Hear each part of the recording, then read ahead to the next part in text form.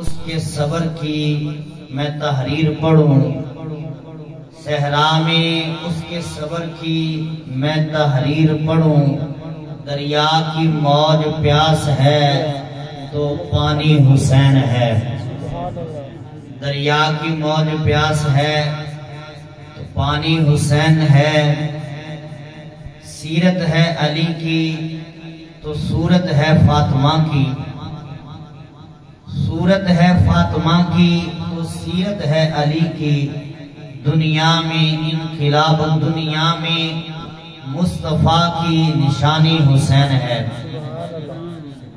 دنیا کو جس نے اپنے لہو سے شکست دی، دنیا کو جس نے اپنے لہو سے شکست دی، وہ مرد حق وہ حیدر ثانی حسین ہے۔ سبحان اللہ۔ تو حضرات اکرامی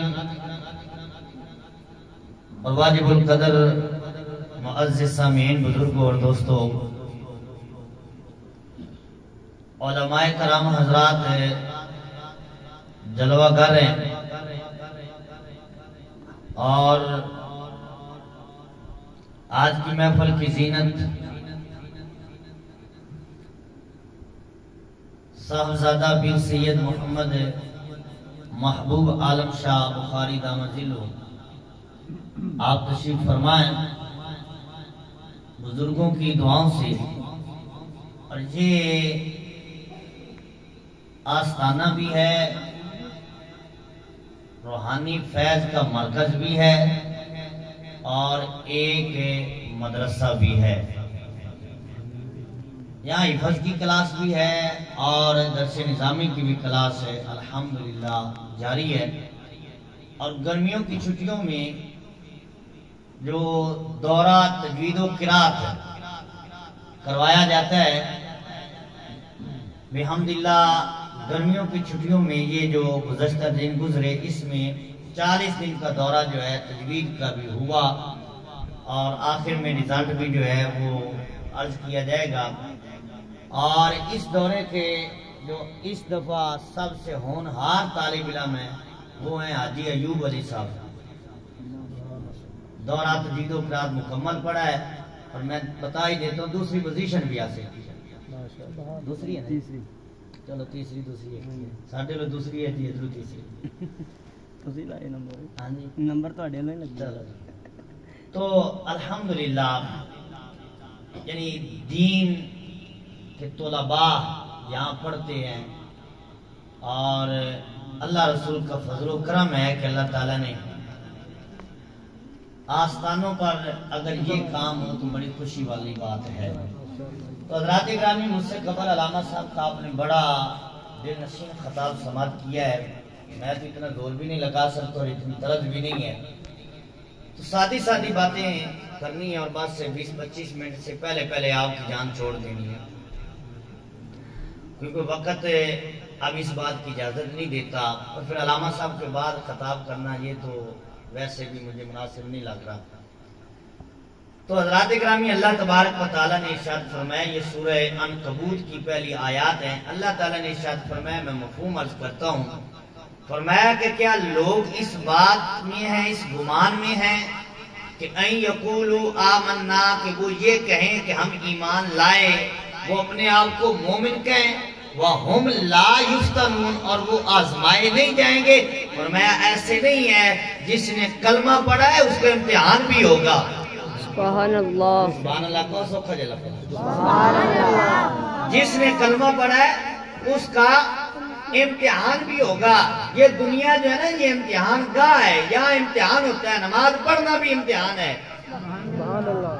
روزہ رکھنا بھی امتحان ہے، حج کرنا بھی امتحان ہے۔ تو بندہ جب بالغ ہو جاتا ہے تو اس کے بعد بندہ امتحان گاہ میں داخل ہو جاتا ہے، مرنے وقت تک بندہ امتحان میں رہتا ہے، پھر جب قبر میں جاتا ہے تو اس امتحان کا بدلہ دیا جاتا ہے۔ سبحان اللہ۔ اور قرآن کہتا ہے وَلَقَدْ فَتَنَّ الَّذِينَ مِن قَبْلِهِمْ، اور میں صرف تمہاری آزمائش نہیں ہے، تم سے جو پہلے لوگ ہیں ان کی بھی آزمائشیں ہوئی ہیں۔ حضرت عمار بن یاسر رضی اللہ تعالی عنہ ایک دن حضور علیہ السلام کی بارگاہ میں عرض کرتے ہیں یا رسول اللہ علیہ السلام یہ دکھ والے دن ہمارے ختم نہیں ہونے، کیونکہ بڑا ستایا جاتا تھا شروع اسلام میں۔ حضرت بلال رضی اللہ تعالیٰ عنہ کا قصے، کہانیاں اور واقعات اور ان کا ذکر ہم علماء سے سنتے ہیں، کتنا ان کو اسلام کے لیے ستایا جاتا۔ حضرت بلال کے ساتھ حضرت عمار بن یاسر، آپ کے ساتھ ان کو بھی ستایا جاتا۔ بلکہ آپ تاریخ پڑھیں تو اسلام کی جو پہلی شہید عورت ہوئی ہے، جس کو کلمہ پڑھنے کی وجہ سے شہید کیا گیا، وہ حضرت سمیہ ہے اور حضرت عمار بن یاسر کی امی جان ہے۔ یعنی آپ کو شہید کیا گیا، ابو جہل کے لوگوں نے آپ کو شہید کیا کہ ایک ٹانگ ایک اونٹ سے باندھی گئی اور دوسری ٹانگ جو ہے دوسرے اونٹ سے باندھی گئی۔ ایک اونٹ کو اس طرف چلایا، دوسرے کو اس طرف چلایا، تو ان کے جسم کے دو ٹکڑے ہو گئے، لیکن آخری وقت میں بھی ان کی زبان سے جو جملے نکلے، آپ فرما رہی تھی فُزْتُ وَرَبِّ الْكَعْبَةِ، رب کعبہ کی قسم ہے اللہ نے مجھے کامیاب فرما دیا ہے۔ آزمائش اسلام میں جس نے کلمہ پڑھا ہے ہر ایک کی آزمائش ہوتی ہے۔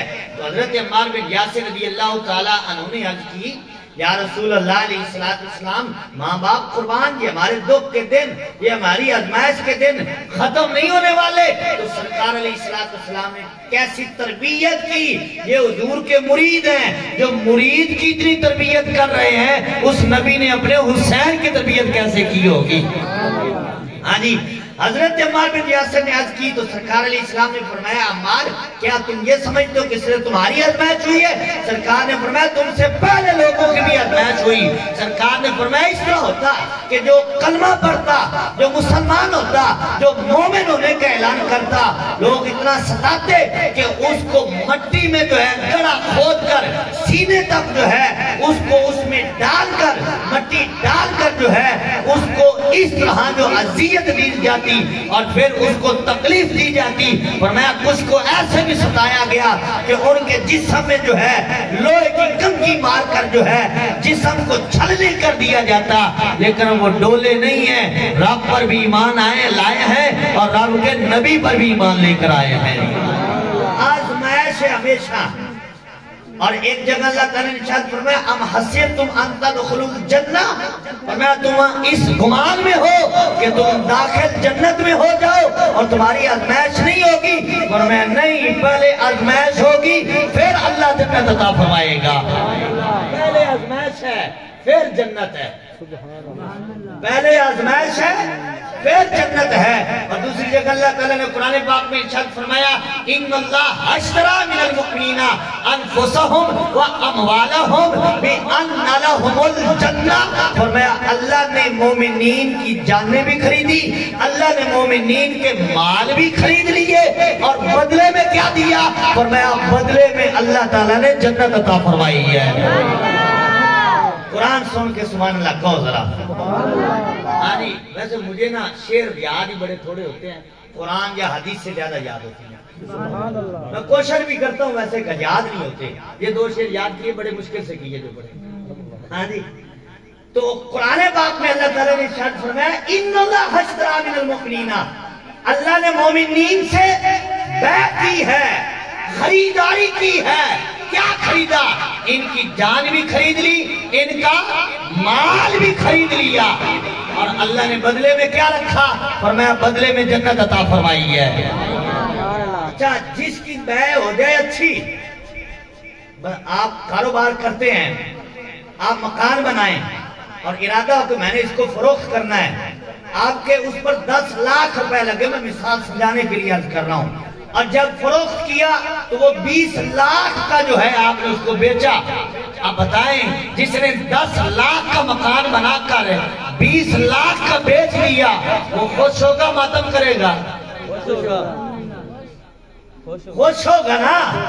جس کی بیع اچھی ہو گئی، رحمت صاحب، جس کی خریداری اچھی ہو گئی، جس کا منڈی کا کاروبار چل پڑا، تو وہ خوش ہوگا، ماتم نہیں کرے گا، اس کے گھر میں صفے ماتم نہیں بچھے گا، وہ خوش ہوگا، لوگوں کو بتائے گا۔ اور قرآن کہتا ہے فَاسْتَبْشِرُوا بِبَيْعِكُمُ الَّذِي بَایَعْتُمْ بِهِ، فرمایا خوش ہو جاؤ جو تم نے اللہ کے ساتھ بیع وَذَلِكَ هُوَ الْفَوْزُ الْعَظِيمُ، فرمایا جو یہ بیعت کر لیتا ہے اللہ اس کو بہت بڑی کامیابی عطا فرما دیتا ہے۔ اب میں آپ کے سامنے ایک سوال رکھتا ہوں کہ جس کی بیعت اچھی ہو جائے، جس کی شاید اچھے دام میں بک جائے، وہ ناراض ہوگا یا روئے گا یا خوش ہوگا؟ وہ خوش ہوگا نا، وہ ماتم میں نہیں کرے گا۔ تو پھر ہمیں بتاؤ کربلا میں جو بیع ہوئی ہے اس میں کون سا گھاٹا ہے؟ ہاں جی، حضرت امام حسین پاک رضی اللہ تعالیٰ عنہ کا سر انور جب ابن زیاد کے محل میں، اس کو دربار نہیں کہنا، محل کہنا ہے، دربار تو بزرگوں کا ہوتا ہے، محل میں جب سر انور رکھا گیا تو حضرت بی بی زینب پاک سلام اللہ علیہا آپ اس دربار اس محل میں کھڑی ہیں، تو ابن زیاد نے کہا، آپ کو مخاطب کر کے کہا کہ دیکھا اللہ نے آپ کے ساتھ کیا کیا۔ تو حضرت بی بی زینب پاک سلام اللہ علیہا نے اس کو جو جواب دیا وہ سونے کے کاغذ سے لکھنے والا ہے۔ فرمایا اللہ نے ہمیں شہادت دی ہے اور ہمارے مذہب میں، ہمارے دین میں شہادت جو ہے یہ بہت بڑا کام ہے اور سعادت کا کام ہے۔ اللہ مقدر والوں کو یہ شہادت نصیب فرماتا ہے۔ تیرے مذہب میں یہ شہادت کوئی برا کام ہوگا، ہمارے مذہب میں تو یہ سعادت کا کام ہے۔ ہم کیوں روئیں؟ روئے تو وہ جو فیل ہو جائے، جس کی جو بیعت ٹھیک نہ ہو، جب بیعت بھی ٹھیک ہو جائے نمبر بھی پورے آ جائیں، نمبر بھی پورے آ جائے تو پھر وہ کیوں روئے؟ تو فاستبشروا، اسے خوشی کرنی چاہیے۔ اور پھر علامہ صاحب کی صحت کی طرف اشارہ کر رہے تھے، میں اشارہ کر کے مسئلہ عرض کرنا چاہتا ہوں۔ اللہ تعالیٰ نے ارشاد فرمایا چوتھے بارے میں، فرمایا کہ یہ جو اللہ کی راہ میں شہید ہوتے ہیں نا، ان کو مردہ نہیں کہنا۔ مولا مردہ نہیں کہنا تو کیا کہنا ہے؟ فرمایا زندہ ہے۔ مولا زندہ ہے تو سمجھ کیسے آئے؟ فرمایا تمہاری سمجھ میں آ ہی نہیں سکتا، سمجھ میں آ ہی نہیں سکتا۔ اب اگر کوئی پریکٹیکل دیکھنا چاہے کہ شہید زندہ ہے تو کیسے ہے، تو امام حسین نے فرمایا اگر شہید کو زندہ دیکھنا ہے فرمایا کربلا کو دیکھو۔ ہاں جی، شہید کو زندہ دیکھنا ہے تو فرمایا کربلا میں دیکھو۔ مطلب کیا ہے؟ فرمایا کربلا میں دیکھو، جسم کربلا میں ہے اور سر جو ہے وہ نیزے کی نوک پر ہے، پھر بھی قرآن کی تلاوت جاری ہے۔ یہ اس کی تفسیر ہے۔ ہاں جی، اور حضور نے فرمایا علی مع القرآن والقرآن مع علی، فرمایا قرآن علی کے ساتھ ہے، علی قرآن کے ساتھ ہے۔ علی قرآن کے ساتھ کیسے ہے؟ تو امام حسین نے نیزے کی نوک میں قرآن پڑھ کے بتایا ہے، فرمایا میں علی کا بیٹا ہوں، مجھے دیکھو تمہیں پتا چل جائے گا کہ قرآن علی کے ساتھ کیسے ہے اور علی قرآن کے ساتھ کیسے ہے۔ سبحان اللہ، سمجھ آ رہی ہے؟ سبحان اللہ کہو ذرا۔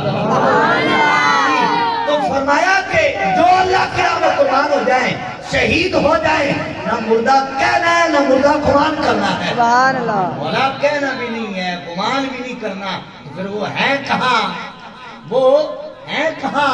دونوں آیتوں میں اللہ تعالیٰ نے فرمایا بل احیاء، فرمایا وہ زندہ ہے۔ مولا زندہ ہے، ہماری عقل میں تو نہیں آ سکتا، ٹھیک ہے، لیکن کہاں ہے؟ تو فرمایا عند ربہم، وہ اپنے رب کے پاس ہے۔ زندہ ہے، کہاں ہے؟ اپنے رب کے پاس ہے۔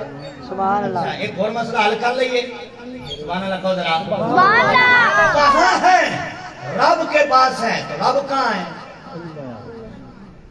نحن اقرب الیہ من حبل الورید، قرآن کہتا ہے رب تمہاری شارک سے بھی زیادہ قریب ہے۔ اگر رب قریب ہے پھر ماننا امام حسین بھی قریب ہے،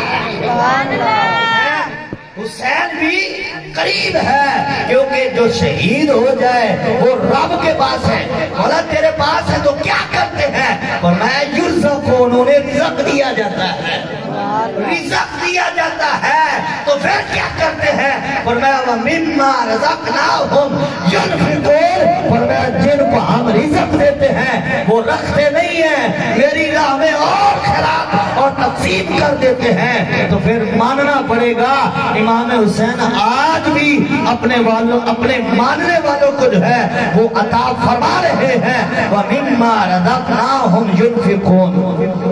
اچھا مولا تیرے پاس ہے، رزق انہیں دیا جاتا ہے، تو کرتے کیا ہے؟ یہ ہمارا آج کا مسئلہ ہے، مولا وہ کرتے کیا ہیں؟ تو اسی اگلی آیت میں فرمایا فارحین، وہ خوش ہوتے ہیں۔ سبحان اللہ۔ اچھا جو شہید ہو جائیں وہ خوش ہوتے ہیں، جو شہید ہو جائیں وہ قرآن کی بات کر رہا ہوں، اپنی بات کروں تو آپ جھٹلا سکتے ہیں، لیکن قرآن کو کوئی نہیں جھٹلا سکتا۔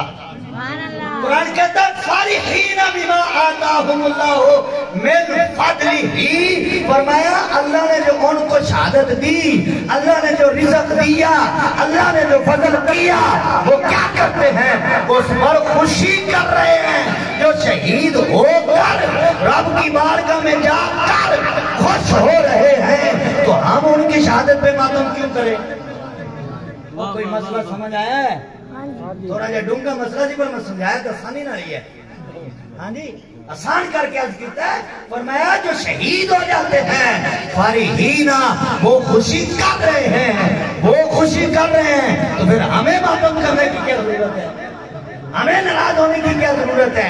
ہمیں سوچ کرنے کی کیا ضرورت ہے؟ ویسے بھی علامہ صاحب اور علماء کرام جہاں موجود ہیں، مسئلہ پوچھ کر دیکھ لیں، کوئی فوت ہو جائے نا تو شریعت میں سوگ کتنے دن کرنے کا حکم ہے؟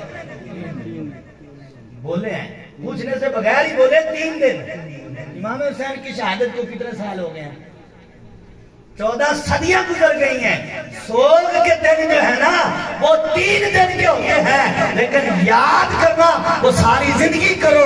وَاذْكُرْ فِي الْكِتَابِ إِبْرَاهِيمَ وَاذْكُرْ فِي الْكِتَابِ إِدْرِيسَ وَاذْكُرْ فِي الْكِتَابِ مَرْيَمَ وَاذْكُرْ فِي الْكِتَابِ إِسماعیل۔ بزرگوں کو اور بزرگوں کے دنوں کو یاد کرنے کا حکم قرآن میں موجود ہے، لیکن سوگ منانے کا جو ہے وہ 3 دن سے زیادہ جو ہے وہ حکم نہیں ہے۔ تو ہم جو یاد منا رہے ہیں یہ قرآن پہ عمل کر کے منا رہے ہیں۔ سوگ کا حکم کوئی نہیں ہے، یہ نہیں کہنا چاہیے کہ یہ سوگ کے دن ہے، نا سوگ کے دن نہیں ہے، یہ اللہ کی بارگاہ میں جا کر وہ خوش ہو رہے ہیں، تو ہمیں ان کے دن منانے کی ضرورت ہے۔ ان کی یاد منائیں گے تو قیامت کے دن ہمارا بھی بیڑا پار ہو جائے گا۔ حضرت امام حسین رضی اللہ تعالیٰ کی ولادت سے پہلے کی بات ہے، حضور علیہ السلام کے چچی جان حضرت ام الفضل رضی اللہ تعالیٰ عنہا حضور کی بارگاہ میں حاضر ہوئی، بڑی ڈری ہوئی، گھبرائی ہوئی۔ سرکار علیہ السلام نے فرمایا میری چچی کیا ہوا ہے؟ تو آج کی حضور میں نے ایک بڑا ڈراؤنا خواب دیکھا ہے۔ سرکار نے فرمایا بتا تو صحیح۔ میں نے کہا حضور میں بڑی ڈر گئی ہوں۔ سرکار نے فرمایا بتا تو صحیح وہ خواب کیا ہے؟ آج کی حضور میں نے خواب دیکھا کہ آپ کے جسم مبارک سے ایک گوشت کا ٹکڑا جو ہے نا وہ کٹ کر میری گود میں آ گیا ہے، تو حضور مسکرا پڑے۔ سبحان اللہ۔ وہ ڈری ہوئی ہیں اور حضور مسکرائے۔ آج کی حضور میں ڈر رہی ہوں، آپ مسکرا رہی ہیں، آپ مسکرا رہے ہیں، تو سرکار نے فرمایا یہ ڈراؤنا خواب نہیں، یہ تو بڑا اچھا خواب ہے۔ آج کی حضور مطلب کیا ہے؟ تو سرکار نے فرمایا اللہ علی کے گھر مجھے بیٹا دے گا جو تیری گود میں آئے گا، جس کا نام حسین ہے۔ اسرائیل المعرکہ میں ایک حدیث لکھی ہوئی ہے، علامہ صاحب حضرت انس بن مالک حضور کی بارگاہ میں حاضر ہوئے، حضور علیہ السلام کی گود میں حضرت امام حسین رضی اللہ تعالیٰ عنہ کھیل رہے ہیں۔ حضور کا علم بھی سننا اور ان کا مقام بھی دیکھنا۔ امام حسین حضور کی گود میں کھیل رہے ہیں، حضرت انس حضور کی بارگاہ میں حاضر ہوئے اور یہ حضور کی گود میں کھیلتے رہے ہیں، حضور کی گود میں کھیلتے رہے ہیں. ایک دن حضور کی گود میں ایک طرف حضرت ابراہیم جو حضور کے بیٹے ہیں, ایک طرف حضرت امام حسین جو حضور کے نواسے ہیں. سرکار دونوں کو لے کر بیٹھے تھے. حضرت ابراہیم اللہ کا پیغام لے کر حاضر ہوئے. آ کر عرض کی یا رسول اللہ, رب فرماتا ہے ایک مجھے دے دے. سبحان, میں لگتا ہے تھوڑی توجہ نہیں ہے. سبحان اللہ. سلام پڑھیے علامہ صاحب. نہیں جی سنا تھا موڑی کوئی نہیں, سبحان اللہ ہی کوئی نہیں کہنے. سبحان اللہ. اچھی کہو سبحان اللہ. سبحان اللہ. ہاں جی, حضرت ابراہیم حضور کے بیٹے حقیقی, حضرت امام حسین حضور کی گود میں ہیں. حضرت جبریل حضور علیہ السلام کی خدمت میں حاضر ہوئے. علیہ السلام آج کی یا رسول اللہ, رب فرماتا ہے کہ مجھے دے دے, یا تو ابراہیم دے دو یا امام حسین دے دو. تو سرکار نے فرمایا حسین نہیں دوں گا. سبحان اللہ. حضور کی محبت دیکھو ان سے کتنی ہے. تو سرکار نے فرمایا حسین نہیں دوں گا, اپنا بیٹا دے دوں گا. تو گویا کہ امام حسین نے کہا ہو اے میرے نانا جان, آپ نے مجھ پر ایک بیٹا قربان کیا ہے, کربلا کا جب وقت آئے گا میں پورے 72 ہی قربان کر دوں گا. پورے 72 قربان کر دوں گا. حضرت امام حسین حضور کی گود میں ہیں, حضرت انس حضور کی خدمت میں حاضر ہوئے. تو سرکار علیہ السلام نے فرمایا اے انس میرا ایک پیغام لے لے, آج کی حضور حکم ہو. سرکار نے فرمایا یہ جو میرا بیٹا ہے, توجہ سننا یہ حدیث پاک, سرکار نے فرمایا یہ جو میرا بیٹا ہے اس کے ہاں ایک بیٹا پیدا ہوگا جس کا نام محمد ہوگا. تیری اس سے ملاقات ہوگی, اسے میرا سلام کہنا. سبحان اللہ. سبحان اللہ. کرسی پہ بیٹھ کے ویسے سبحان اللہ اوکھی ہوندی ہے. سبحان اللہ کہتے ہیں ویسے. نعرہ تکبیر, نعرہ رسالت, نعرہ رسالت, نعرہ تحقیق, نعرہ حیدری, نعرہ غوثیہ, حسینیت, حسینیت, حسینیت. ہاں جی, سرکار نے فرمایا اے انس تیری ملاقات ہوگی, نام اس کا محمد ہوگا, اس سے میرا سلام کہنا.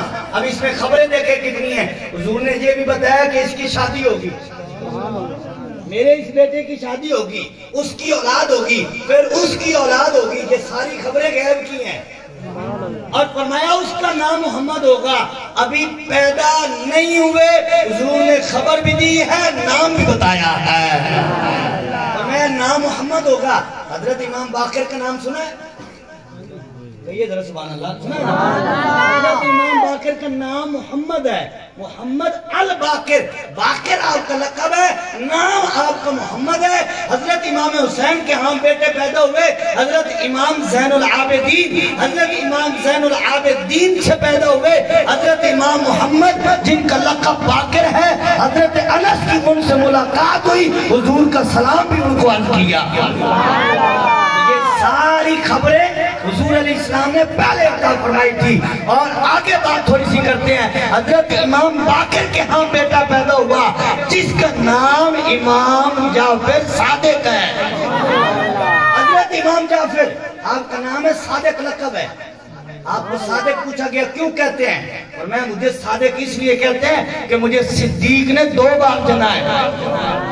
مجھے صدیق نے 2 بار جنا ہے. پوچھا گیا کیسے, اور میں میری ماں کی طرف سے حضرت ابوبکر صدیق میرے 2 بار نانا لگتے ہیں. یعنی میری ماں کا جو باپ ہے وہ بھی صدیق اکبر کا بیٹا ہے, اور میری ماں کی جو ماں ہے وہ بھی صدیق اکبر کی بیٹی ہے. تو فرمایا 2 بار مجھے جنا, اس لیے مجھے صادق کہا جاتا ہے. آپ اس کو اس طرح سمجھ لیں کہ حضرت امام جعفر صادق جو ہیں ان کے دادا علی ہے اور نانا ابوبکر صدیق ہے. دادا علی, نانا ابوبکر صدیق ہے رضی اللہ تعالی عنہم. یہ تو محبت کی باتیں ہیں. میں تھوڑی سی یہاں بات اور بڑھا دوں اگر آپ کہیں تو. ایک 2 باتیں عرض کرتے ہیں عقیدت کے لیے. حضور علیہ السلام کی بیٹی حضرت زینب, حضور کی بیٹیاں 4, کتنی؟ 4. حضرت زینب, حضرت ام کلثوم, حضرت رقیہ اور حضرت سیدہ کائنات. رضی اللہ تعالی عنہما، ہاں جی، حضور کی 4 شہزادیاں ہیں، 2 کا نکاح حضرت عثمان غنی سے ہوا، 1 کا نکاح حضرت شیر خدا سے ہوا، اور 1 کا نکاح حضرت ابوالعاص سے ہوا۔ وہ کہتے اگر ہیں تو پھر ان کی اولاد، میں آپ کو بتاتا ہوں کہ اولاد کہاں ہے ان کی۔ حضرت ابوالعاص سے حضور کی شہزادی حضرت زینب سلام اللہ علیہا کا نکاح ہوا، ایک کربلا میں حضرت امام حسین کی بہن، یہ حضرت شیر خدا کی بیٹی ہے جس کا نام زینب ہے، یہ حضور کی بیٹی ہے جس کا نام زینب ہے۔ ہاں جی، ان سے ایک بیٹی بلکہ پہلے بیٹا پیدا ہوا۔ حضرت ابوالعاص سے پوچھا گیا کہ اس کا نام کیا رکھنا ہے؟ انہوں نے کہا اس کا نام اس کا نانا ہی رکھے گا، یعنی حضور نام رکھیں گے۔ سرکار تشریف لائے تو سرکار نے فرمایا میں نے اس کا نام علی رکھا ہے۔ کہو ذرا سبحان اللہ۔ سرکار نے فرمایا اس کا نام میں نے علی رکھا ہے، وہ جو علی ہے نا اس کا نام بھی حضور نے رکھا ہے، اور اس علی کا نام بھی حضور نے رکھا ہے۔ حضور کو اس نام سے اتنی محبت ہے تو ذات سے کتنی محبت ہوگی۔ ہاں جی، سرکار نے فرمایا اس کا نام علی رکھنا ہے، اور یہ علی جو ابوالعاص کے بیٹے ہیں حضرت شیر خدا کے ساتھ جنگ یرموک میں شہید ہوتے ہیں، اور پھر حضرت زینب کے ہاں ایک بیٹی پیدا ہوئی جو حضور کی نواسی ہے جس کا نام حضرت امامہ ہے رضی اللہ تعالیٰ عنہا۔ بخاری شریف میں ان کا ذکر موجود ہے، بخاری شریف میں موجود ہے کہ حضور علیہ السلام نماز میں ان کو اٹھا لیتے، سینے سے لگا لیتے، اور جب سجدہ کرتے تو زمین پر بٹھا دیتے، سجدہ کر کے دوبارہ کھڑا ہو، سرکار دوبارہ کھڑے ہوتے تو ان کو اٹھا کر پھر سینے سے لگا لیتے۔ یہ حضور کی نواسی ہے، حضرت زینب کی بیٹی ہے۔ اچھا، جب سیدہ کائنات بطول زہرا پاک رضی اللہ تعالیٰ عنہ کا وصال ہوا نا، تو آپ نے حضرت شیر خدا سے فرمایا، سننا ذرا یہ غور سے بات سننا، آپ نے شیر خدا سے فرمایا کہ اے میرے سر کے تاج، میرے بعد اگر آپ نے کسی سے نکاح کرنا ہونا تو حضرت امامہ، فرمایا میری جو نواسی ہے یعنی میری بہن حضرت زینب کی جو بیٹی ہے، میری جو بانجی ہے، فرمایا اگر اس سے نکاح کر لینا، فرمایا اس سے نکاح کر لینا۔ تو حضرت شیر خدا نے سیدہ کائنات کے وصال کے بعد حضرت امامہ سے نکاح کیا، اور اللہ تعالیٰ نے اس سے حضرت شیر خدا کو ایک بیٹا عطا فرمایا جس کا نام محمد الاوسط رکھا ہے۔ یہ باتیں کس نے بتانی ہیں؟ لوگ کہتے ہیں رشتہ داریاں کوئی نہیں، ان میں بڑے اختلاف ہے۔ میں نے کہا دیکھ تو صحیح، وہ رشتے دے بھی رہے ہیں، رشتے لے بھی رہے ہیں۔ ایک اور آپ کو بڑی بات فتح کی بات بتاؤں، حضرت فاروق اعظم حضرت شیر خدا کے پتہ کیا لگتے ہیں؟ حضرت شیر خدا کے حضرت فاروق اعظم دوست ہے، لیکن ایک رشتہ بھی ہے، وہ رشتہ یہ ہے کہ حضرت فاروق اعظم حضرت شیر خدا کے داماد ہے۔ حضرت شیر خدا کی بیٹی حضرت ام کلثوم کا نکاح حضرت فاروق اعظم سے ہوا ہے۔ سبحان اللہ کہہ رہا ہوں۔ اور اچھا آپ مجھے بتائیں، سمجھدار لوگ ہیں، گاؤں کے زیادہ سمجھدار ہوتے ہیں ان معاملوں میں، آپ کے داماد کو کوئی بات کرے، آپ کے داماد کو کوئی برا بھلا کہے، کوئی گالی دے تو آپ اس کو منہ لگائیں گے؟ اس کو گھر بیٹھنے نہیں دیں گے، گھر سے نکال دیں گے۔ تو جو فاروق اعظم کو بات کرتے ہیں وہ حضرت فاروق اعظم شیر خدا کے داماد نہیں ہے؟ ہاں جی، داماد نہیں ہے؟ شرم کر، حیا کر، تو کپڑے کہے پائے دل بھی کہا کر لے۔ ان کو بھونکتا ہے جن کو جنت کی بشارتیں اللہ کے محبوب نے عطا فرمائی ہیں، جن کی شانیں قرآن میں ہیں۔ اگر صحابہ کرام کی شان میں آیات پڑھنے لگ گئے تو رات بیت جائے، لیکن ان کی شان نہیں ختم ہو سکتی۔ ہاں جی، حضرت فاروق اعظم کی جو گھر والی ہے حضرت شیر خدا کی بیٹی، جب یہ نکاح ہوا نا، حضرت فاروق اعظم انصار صحابہ لنگر لے آئے، بس آخری باتیں، انصار صحابہ کرام کے پاس گئے اور ان سے جا کر فرمایا مجھے مبارک دو۔ سبحان اللہ، سبحان اللہ، سبحان اللہ کہا، میرے نال آئے ہو۔ سبحان اللہ۔ حضرت فاروق اعظم نے فرمایا مجھے مبارک دو۔ صحابہ کرام نے کہا امیر المومنین ہم آپ کو کس بات کی مبارک دیں؟ اور میں اس لیے کہ میرا رشتہ جو ہے وہ حضور کے خاندان سے جڑ گیا ہے، اور حضور نے فرمایا ہے کلو حسب و نسب و سحر ینقطع یوم القیامہ الا حسبی و نصری و سحری، فرمایا قیامت کے دن سارے رشتے ختم ہو جائیں گے، فرمایا میرے حسب کا رشتہ بھی رہے گا، میرے نسب کا رشتہ بھی رہے گا، میرا رشتہ بھی حضور کے خاندان سے جڑ گیا ہے۔ سبحان اللہ، اللہ اکبر، یہ حضرت فاروق اعظم ہے۔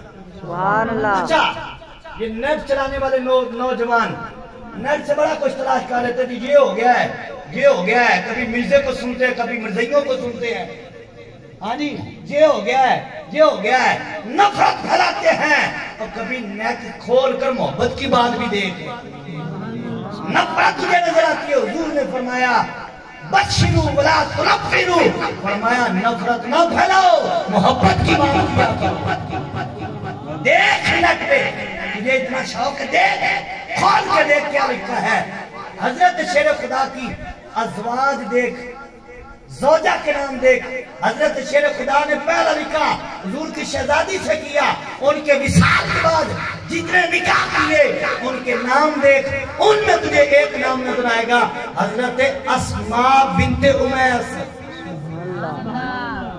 سبحان اللہ، سبحان اللہ۔ یہی میں نے تعارف کروا کے نا پھر سلام پڑھتے ہیں۔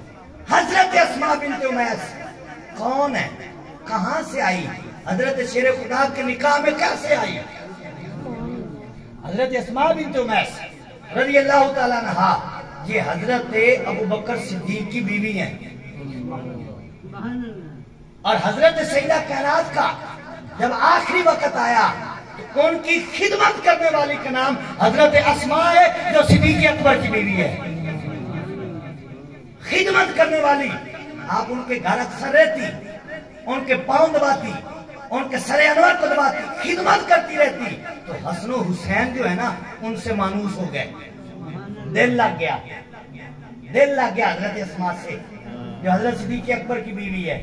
سبحان اللہ۔ آپ کو پتہ ہے کہ گھر میں کوئی بیوی اگر عورت کام کرنے والی بچوں کو کھلانے کے لیے آتی ہے تو بیٹوں کا دل لگ جاتا ہے، بچوں کا اس سے دل لگ جاتا ہے۔ تو حضرت امام حسین اور حضرت امام حسن کا دل حضرت اسماء بنت امیس سے لگ گیا، یا قربان جائے ان کی بیوی بھی حضور کے خاندان کی خدمت گزار ہے، اور حضرت صدیق اکبر تو ہے ہی ان کے خدمت گزار ہے۔ سبحان اللہ، سبحان اللہ۔ حضرت امام حسن بازار میں کھیل رہے تھے، اٹھا کے کندھوں پہ بٹھا لیا، سبحان اللہ۔ امام حسن کو کندھے پر بٹھایا ہے۔ حضرت صدیق اکبر کی اپنی اولاد ہے، کوئی تاریخ میں اٹھا کر کوئی ردی سے ردی حوالہ ہمیں دکھا دو کہ جس میں یہ لکھا ہو کہ ابو بکر صدیق نے اپنی اولاد کو، اپنے بیٹے کو کندھے پر اٹھایا ہو، یہ تو نہیں ملے گا، لیکن شیر خدا کے بیٹے کو کندھے پر اٹھا کر دکھایا ہے۔ ہم ان کا بھی ادب کرتے ہیں جن کی سواری حضور بنے ہیں، اور ہم ان کا بھی ادب کرتے ہیں جو حضور کی سواری یعنی حضرت ابوبکر صدیق بنے، سب کا ادب کرتے ہیں۔ حضرت اسماء بنت امیس خدمت کرتی رہی، حضرت سیدہ کائنات کا وصال ہو گیا۔ اب حضرت کچھ عرصے کے بعد تقریباً 1.5 سال یا 2 سال کے بعد حضرت صدیق اکبر کا بھی وصال ہو گیا۔ حضرت اسماء کے ہاں ایک بیٹا تھا جن کا نام ہے محمد بن ابو بکر، محمد بن ابو بکر۔ گلہ تھوڑی اوکھی ہو گئی ہیں لیکن کام ماڑی ہیں۔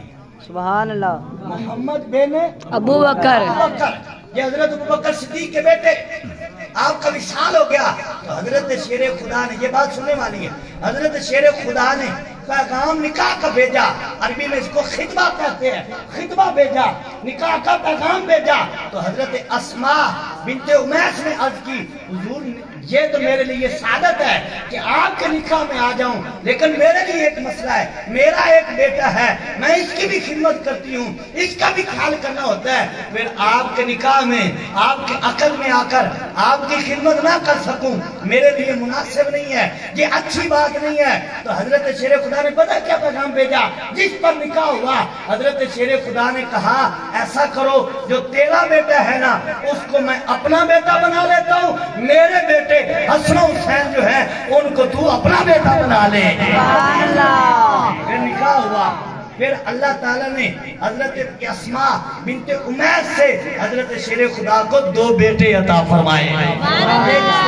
یہ محبت کی باتیں ہیں جو ان کے درمیان ہے، جس کو قرآن کہتا ہے والذین معہو، ہاں جی فرمایا کہ رحماء بینہم، فرمایا جو حضور کے ساتھی ہے نا وہ بڑے ہی پیار والے ہیں۔ سبحان اللہ۔ کسی استاد کے شاگرد اگر ان میں اختلاف ہو جائے نا تو لوگ کہتے ہیں اس کا استاد ہی ٹھیک نہیں ہے۔ شاگرد لڑنے لگ جائے نا بڑے ہو کر، وہ کہتے ہیں نہیں اس کے استاد کی تربیت ہی ٹھیک نہیں ہے، وہ جن کی تربیت مصطفیٰ نے کی ہو سبحان اللہ۔ ان صحابہ کرام میں اختلاف نہیں ہو سکتا، یہ لوگوں کی بنائی ہوئی باتیں ہیں، حضور کی تربیت میں شک نہیں ہو سکتا۔ اگر یہاں شک کرے تو تمہارا سارا دین جو ہے وہ کامل نہیں رہ سکتا۔ اس لیے نہ صحابہ میں شک کرنا ہے نہ اہل بیت میں شک کرنا ہے، اور اعلیٰ حضرت نے تو صدی پہلے ہمیں بتا دیا تھا اہل سنت کا ہے بیڑا پار، اصحاب حضور نجم ہے اور ناؤ ہے عطرت رسول اللہ کی۔ اللہ تعالیٰ عمل کی توفیق عطا فرمائے۔ وما علیہ الا اللہ۔